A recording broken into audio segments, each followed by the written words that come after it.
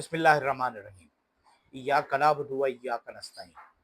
अल्लाहुम्मा इन्नी अला ज़िक्रिका व शुक्रिका व हुस्नि इबादतिक। आमीन। अस्सलाम वालेकुम। मैं हूँ मोहम्मद तस्लीम नगा और आप देख रहे हैं हमारा यूट्यूब चैनल। आज हम बात करेंगे 9 मई के सादिर होने वाले फैसलों पर, उनके हवाले से ज़रा सी बात करेंगे। अमेरिका में के इमरान खान के साहिबजादे अली अमीन गंडापुर PDM 2 और इस्टेब्लिशमेंट के चीफ पोलिंग एजेंट और जो सजाएं हुई 9 मई के हवाले से, क्या वो पाकिस्तान तहरीक इंसाफ के लिए नेमत हैं या ज़हमत। और फिर हम बात करेंगे उन 2 इंतहाओं की जिसमें बलूचिस्तान की औरत जी रही है। तो सबसे पहले 9 मई के 2 मुकदमात जिनका गुज़िश्ता रोज़ ऐलान किया गया, मुकदमात सुनाए गए। मुकदमात में जब अव्वल तो बहुत मसाइल थे, और अगर उसे टेक्निकी लिहाज से देखा जाए तो टेक्निकली ये मुकदमात बोगस हैं, और जिस तरह बनाए गए हैं उसमें ये बात नज़र भी आ रही है।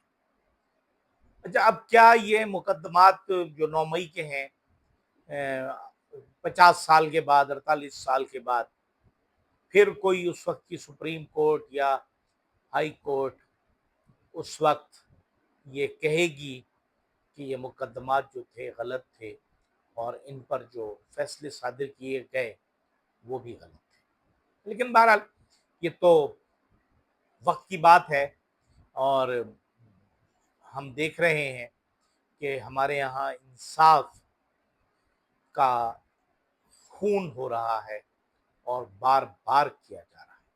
लेकिन एक पॉइंट मैं जो समझता हूँ, क्या ये जो मुकदमात जिस तरह से बनाए गए हैं पुलिस की जानिब से, क्या वो नॉन प्रोफेशनल लोग हैं जिन्होंने वो बनाए हैं, जिन्होंने उसकी प्रोसिक्यूशन तैयार की है, इन्वेस्टिगेशन करने वाले नाअहल हैं, या फ्लॉज जानबूझकर छोड़े गए हैं कि कल को जब कभी कोई उस पर उंगली उठाए तो वो उंगली इन्वेस्टिगेशन पर ना आए, पुलिस पर ना आए, बल्कि बराह रास्त फौज पर आए। ये सोचना उन लोगों का काम है जो बड़ी तेजी से, super speed, super train, super computer की तरह काम करते हुए सजाएं सुना रहे हैं, और जब अपीलें आती हैं तो फिर पूरी की पूरी अदलिया भाग जाती है, जज मफरूर हो जाते हैं, अदालतें बंद हो जाती हैं, अपीलों की समाअत लगती नहीं, जैसा कि इमरान खान के साथ हो रहा है। तो इससे टाइम जरूर गेन किया जा रहा है वक्ती तौर पर, लेकिन फायदा कोई नहीं हो रहा। पाकिस्तान बिल्कुल माशी तौर पर तबाही के दहाने पर पहुंच चुका है। पेंशन देने के पैसे नहीं हैं, कम्यूटेशन अदा नहीं की जा रही कई कई बरसों से। सोने पे सुहागा हमारे वजीर आजम शहबाज शरीफ साहब ने PTV के लिए जो लाइसेंस फीस जाया करती थी, लोगों से लिया करते थे 35 रुपए बिलों में, बिजली के बिलों से कोई 10-12 अरब रुपए साल के मिलते थे, वो भी मुआफ कर दी। बिल्कुल ऐसे ही जैसे आज से कोई 20-22 साल 25 साल पहले जो रेडियो लाइसेंस फीस होती थी, रेडियो लाइसेंस होता था, वो उस वक्त इनके बड़े भाई मियां मोहम्मद शहबाज शरीफ साहब ने, मियां मोहम्मद नवाज शरीफ साहब ने खत्म कर दी थी। और उसके बाद आहिस्ता आहिस्ता डूबते डूबते वो हमारा रेडियो पाकिस्तान भी टाइटैनिक बन गया, और अब PTV जिसके पास वो 12-13 अरब रुपए, 14 अरब रुपए लेने के बावजूद वो रोते रहते थे, अब जब पैसे उनके पास नहीं होंगे तो वो क्या करेंगे। یعنی ہمارے فیصلہ ساز انتہائی نااہل اور جاہل لوگ ہیں، جو بھی فیصلہ کرتا ہے کسی کی پسند پہ کرتے ہیں۔ جیسے میں کسی سے آج سے کئی برس پہلے وہ 2001 کی بات ہے، جب میں تربت میں میری پوسٹنگ تھی، تو اس وقت جو آرمی مانیٹرنگ والے تھے وہ آئے اور یہ آپ کا اسٹیشن کتنی رینج کا ہے، کتنی طاقت کا ہے، کہاں تک اس کی مار ہے، کہاں تک سنا جاتا ہے۔ ہم نے بتایا کہ وہ تو تحفے میں آیا ہوا ہے جو آسٹریلین گورنمنٹ نے دیے تھے، اور وہ ٹرانسمیٹر آسٹریلیا میں گدڑیے استعمال کرتے ہیں، مطلب جو بھیڑ بکریاں چرانے والے لوگ ہیں، چرواہے، وہ اس کے ذریعے اپنے علاقے میں رہتے ہیں اور انہیں حالات کا پتہ چلتا ہے۔ یعنی 10-12-13 کلومیٹر کا ایریے میں وہ لوگ یہ کیا کرتے تھے۔ ہمارے ملک میں انہوں نے تحفے دیے، تو ضیاء الحق نے تربت میں بھی لگا دیا اور گوادر میں بھی لگا دیا، اور بس۔ تو اس وقت انہوں نے فرمایا، جو بریگیڈیئر صاحب تھے مانیٹرنگ سیل کے، انہوں نے کہا کہ جی آپ یہ بتائیے کہ کتنا آپ نیا ٹرانسمیٹر کتنے عرصے میں لگا سکتے ہیں، اور ایک لمبا پروسیس ہوتا ہے۔ انہوں نے کہا نہیں جی، اس پروسیجر میں ہم نے نہیں پڑھنا، ہم نے جلدی لگوانا ہے اور یہ کرنا ہے اور وہ کرنا ہے۔ تو اگلے 3-4 سال میں انہوں نے وہ ٹرانسمیٹر لگوا لیا، اور وہ اس طرح جلدی ملا کہ نہ تو PC1 بنا، PC1 بھی بنا ہوا تھا تو کچھ نہیں تھا۔ ایک ٹرانسمیٹر جو وزیر اعظم بے نظیر بھٹو نے اس سے پہلے اپنے دور میں منظور کر کے وہ لاڑکانہ کے لیے منگایا تھا، تو وہ امپورٹ ہو کر کراچی میں موجود تھا، وہاں سے وہ اٹھوا لیا گیا اور تربت میں لگا دیا گیا اور چلتا رہا۔ آج کل وہ بھی بند ہے، وہ بھی بند ہے۔ پلاننگ کی انتہائی ناقص کارکردگی ہمارے اداروں کی۔ یعنی کہنے کا مطلب یہ ہے کہ جو چیزیں ضروری ہیں، اب PTV کی ریڈیو کی لائسنس فیس گئی، PTV لائسنس فیس گئی، اب پتہ نہیں یہ دو ادارے کس طرح چلیں گے، اور حکومت جو ہر وقت بچت کی بات کرتی ہے وہ کس طرح ان کو مینج کرے گی۔ بات کہیں اور سے کہیں جا رہی تھی اور کہیں سے کہیں نکل گئی۔ بہرحال وہ جو فیصلے تھے 9 مئی کے، وہ رسوا کن ہیں کہ 10-10 سال تمام لوگوں کو آپ نے قید کی سزائیں سنا دی۔ ڈاکٹر یاسمین راشد ہوں، اعجاز چودھری ہوں، میاں محمود رشید ہوں۔ اور مزیدار بات یہ ہے کہ اس میں شاہ محمود قریشی کو بری کر دیا گیا۔ حالانکہ اگر قانونی طور پر یہ مقدمہ ہم دیکھیں نا، تو یہ جو مقدمہ لڑا گیا یہ کسی پر بھی ثابت نہیں ہوتا، ثابت کسی پر نہیں ہوتا۔ جب یہ اپیلوں میں جائے گا تو کوشش یہی کی جائے گی کہ انہیں لگایا نہ جائے اپیلوں میں، کیونکہ اپیلوں میں جیسے ہی لگے گا پھر اس کی جو پرابلمز، ایشوز، جو ہماری وہ جو مقید اور غلام عدلیہ ہے اس نے وہ کیا ہے، فیصلہ کیا ہے، جو ہمارے سزا دہشت گردی کے جج ہیں ان کے جو کیے ہوئے فیصلے ہیں وہ ہائی کورٹ میں اڑ جائیں گے۔ اس لیے وہ لگاتے ہی نہیں کہ ان کی نہ ہیئرنگ ہوگی اور نہ ہی ان کی سنوائی ہوگی اور نہ ہی ان پر کوئی فیصلہ آئے گا۔ جیسے اسلام آباد ہائی کورٹ میں ایک فیصلہ ہوا تھا، سزائیں سنائی گئی تھی، وہ معطلی کی بات انہوں نے اپیل کی، تو جج صاحب نے جب دیکھا اس میں تو کچھ ہی نہیں ہے، انہوں نے معطلی پہ انہوں نے ٹائم ضائع کرنے سے بہتر ہے انہیں بری ہی کر دیا، انہوں نے کہا جان چھڑائیں۔ تو یہی حالت باقی کیسز میں بھی ہوگی۔ لیکن اس وقت ایک کام دو کاج کیے گئے ہیں کہ ایک تو کچھ لوگوں کو سزا دے دی جائے اور شاہ محمود قریشی کو بری کر دیا انہوں نے۔ مطلب یہ رفٹ پیدا کرنی ہے کہ کہیں شاہ محمود قریشی نے ڈیل تو نہیں کر لی، واللہ عالم شاید کر بھی لی ہو، لیکن بظاہر ایسے حالات لگ نہیں رہے۔ شاہ محمود قریشی کے ساتھ کیا ہوتا ہے وہ تو بات کی بات ہے، دیکھیں گے۔ لیکن دوسری طرف اگر ہم دیکھیں، اسٹیبلشمنٹ جس طرح اپنے پتے کھیل رہی ہے اور وہ چیزیں ان کی سامنے آ رہی ہیں، جیسا کہ سینٹ کے الیکشنز ہوئے، اور سینٹ کے الیکشنز میں جو کچھ ہوا اس میں KPK میں، اور جس طرح 18 ووٹ ضائع کیے گئے، اس سے تو یہی لگتا ہے کہ جو علی امین گنڈاپور صاحب جن کے لیے یہ کہا گیا تھا کہ جی آپ ہمارے لیے کام کریں گے، 6 ممبر آپ دیں گے، 5 ممبرز ہمیں دیں گے. اور اس کے لیے انہوں نے باقاعدہ کوشش بھی کی، اور اس وقت انہوں نے پوری ذمہ داری سے کام بھی کیا، اس کی مانیٹرنگ بھی کی. سمجھ میں یہ نہیں آ رہی کہ کیا یہ اتنے جاہل ہیں کہ انہیں یہی پتہ نہیں ہے کہ سینٹ کا الیکشن کس طرح لڑا جاتا ہے، اس کی ترجیح 1 کیا ہوتی ہے، ترجیح 2 کیا ہوتی ہے، ترجیح 3 کیا ہوتی ہے.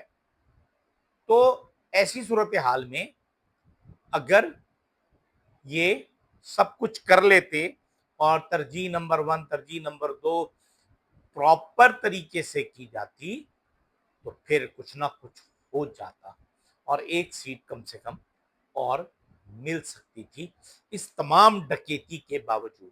لیکن انہوں نے یہ نہیں کیا. 17 ووٹ سے اپوزیشن کا سینیٹر تو بن گیا، انہوں نے اپنے 18 ووٹ ضائع کیے، جس سے یہ ایک اپنا سینیٹر اور منتخب کروا سکتے تھے. اور اس کی باقاعدہ انہوں نے مانیٹرنگ بھی کی. علی امین گنڈاپور صاحب نے اس کی وہ بھی کی، اپنی مانیٹرنگ بھی کی کہ کہیں کوئی 18 سے زیادہ لوگ جو ہیں ادھر ادھر ووٹ نہ کر دیں. تو بہرحال یہ تو اب جو قصہ پارینہ ہو گیا اب ہو گیا. دوسری طرف عمران خان کے صاحبزادے قاسم خان اور سلمان خان جو ہے وہ امریکہ میں ہیں، اور اس وقت ان کی ملاقاتیں شروع ہو چکی ہیں. اور جبکہ اس وقت جو ایک اہم کیس جس پر ہمارے بلوچستان کے وزیر اعلیٰ سرفراز بگٹی صاحب نے ایک جوڑے کے قتل کا مسئلہ تھا، جس کی ویڈیو تقریباً 1.25 مہینے بعد منظر عام پر آئی. انہیں کیوں قتل کیا گیا وجوہات ابھی تک سامنے نہیں آئیں، لیکن یہ بات طے ہو گئی ہے کہ بگٹی صاحب نے یہ کہہ کر انتہائی جاہلیت کا ثبوت دیا کہ وہ دونوں میاں بیوی نہیں تھے. ایک کے 3 بچے تھے اور ایک کے 4 بچے تھے. کیا ضروری ہے کہ شادی کرنے کے لیے کسی کے 3 بچے ہوں اور 4 بچے ہوں، اور پہلے گھر سے اگر علیحدگی ہو جاتی ہے تو دوبارہ نکاح نہیں ہو سکتا؟ ہمارے دین میں کیا ہے؟ اب اول تو ان کا ازدواجی سٹیٹس آفیشلی، جیسے انہوں نے پریس کانفرنس میں بکواس کی ہے، میں یہ لفظ استعمال کروں گا کسی کی کریکٹر اسیسینیشن کے لیے، تو سرکاری طور پر جو ان کے ترجمان ہیں یا خود آ کر بتائیں کہ اگر وہ یہ تھے تو ان کا تعلق کیا تھا، اگر وہ شادی انہوں نے کی تھی تو کیا ان کی پہلی شادیاں ختم ہو گئی تھی، کسی وجہ سے وہ خاتون بیوہ ہو گئی تھی، علیحدگی ہو گئی تھی. مرد کی تو خیر اتنا بڑا مسئلہ نہیں ہے، لیکن بہرحال یہ تو انہوں نے جہالت کا ثبوت تو نہیں دیا، کیونکہ جس سردار کو وہ بچا رہے ہیں وہ سردار انہی کے گروپ کا ہے، اور اس پر وہ اس کی مدد کر رہے ہیں تاکہ کیس کو خراب کیا جائے. اور مہرنگ بلوچ اور خواتین جو ہماری موجود ہیں اس وقت کوئٹہ کی جیل میں مقید ہیں، ان پر جب وہ انسدادی دہشت گردی کی عدالت میں پیش ہوتے ہیں تو ان پر کوئی کیس نہیں ہے. انہیں 15 دن کے ریمانڈ پر پولیس کو حوالے کر دیا جاتا ہے، اور ایک شخص جس کے حکم پر 2 جانیں ضائع ہو جاتی ہیں، قتل کر دیا جاتا ہے، سردار شیرباز ساتکزئی صاحب، وہ تو بڑے مزے سے آتے ہیں، نہ ان کے ہاتھ میں ہتھ کڑی ہے، اور انہیں 2 دن کے ریمانڈ پر پولیس کے حوالے کیا جاتا ہے. مطلب یہ ہے کہ انہیں فیسیلیٹیٹ کیا جا رہا ہے. تو اس وقت جو بلوچستان ہے اس میں بلوچ عورت 2 انتہاؤں کے بیچ، ایک طرف ریاست سے مزاحمت اور دوسری طرف غیرت کے نام پر موت. یہ ایک آرٹیکل بلوچستان پوسٹ میں لگا ہے کہ بلوچستان کے ضلع مستونگ کے علاقے ڈغاری میں عید الاضحیٰ سے چند روز قبل پیش آنے والا غیرت کے نام پر قتل کا واقعہ صرف 2 جوانوں کی جان کا ضیاع نہیں، بلکہ بلوچ سماج کی گہرائیوں میں چھپے تضادات اور بے حسی کی ایک کربناک جھلک ہے. دی بلوچستان پوسٹ کی تحقیق کے مطابق ایک لڑکی اور لڑکے کو عوامی ہجوم کے سامنے گولی مار کر قتل کر دیا گیا. لڑکی جو اپنی موت کا ادراک کر چکی تھی، قرآن پاک ہاتھ میں اٹھائے قاتلوں کے سامنے آئی اور کہا بس 7 قدم میرے ساتھ چلو، اور پھر مار دینا، مگر صرف گولی مارنا۔ پھر اس نے وہ الفاظ کہے جو پوری تہذیب پر سوال بن کر گونجتے ہیں، صرف سمائنا اجازت ہے نمے، جو براہوی کا لفظ ہے ترجمہ، صرف گولی مارنے کی اجازت ہے تمہیں، صرف گولی مارنے کی۔ نہ اس کی آنکھ میں آنسو تھے، نہ زبان پر رحم کی التجا، وہ خود آگے بڑھی، سر بلند کیا اور اپنی گولی کا انتظار کیا۔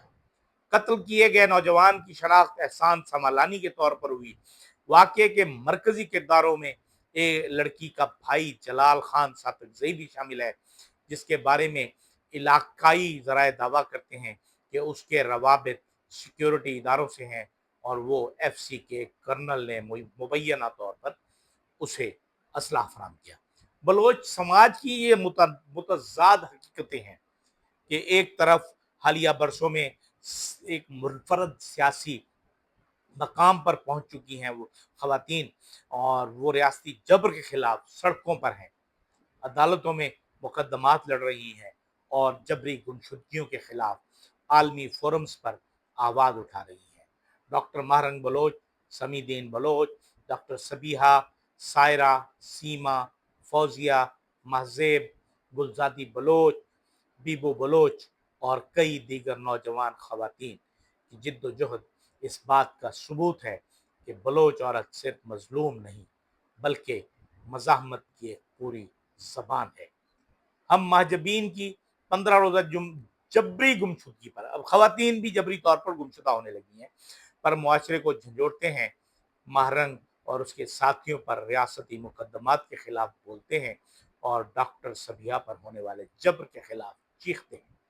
مگر جب ایک لڑکی اپنی عزت و جان بچانے کے لیے قرآن کے سائے میں موت کا استقبال کرتی ہے تو ہم کچھ حد تک چیختے ہیں، لیکن بلوچستان میں اس مسئلے سے بڑے مسائل ہیں، یہ کہہ کر خاموش ہو جاتے ہیں یا یہ سوچ کر چپ ہو جاتے ہیں کہ ہمارا بولنا پاکستانی میڈیا اور ریاست کے مفاد میں جائے گا۔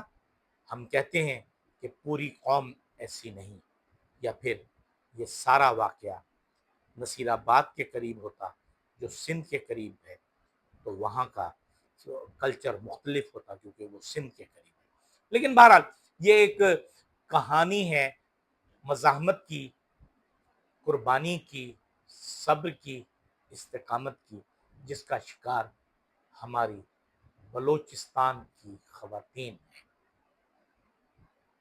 یقیناً ہماری روایات، قبائلی روایات بہت اہم ہیں، لیکن زندگی، موت، قید اور آزادی، اس کے لیے قوانین، ملکی قوانین جو ہوتے ہیں، آئین کے مطابق جو حقوق ہوتے ہیں، اور آپ کو آپ کا دین کیا اجازت دیتا ہے، اس پر عمل کرنا بہت ضروری ہے، کیونکہ ہمارا کوئی عمل بھی اسلام کے عمل سے متصادم ہوا تو وہ غیر قانونی ہوگا اور اس کے لیے ہمیں اپنے رب کے آگے جواب دہ ہونا پڑے گا۔ اجازت دیجیے، اللہ حافظ۔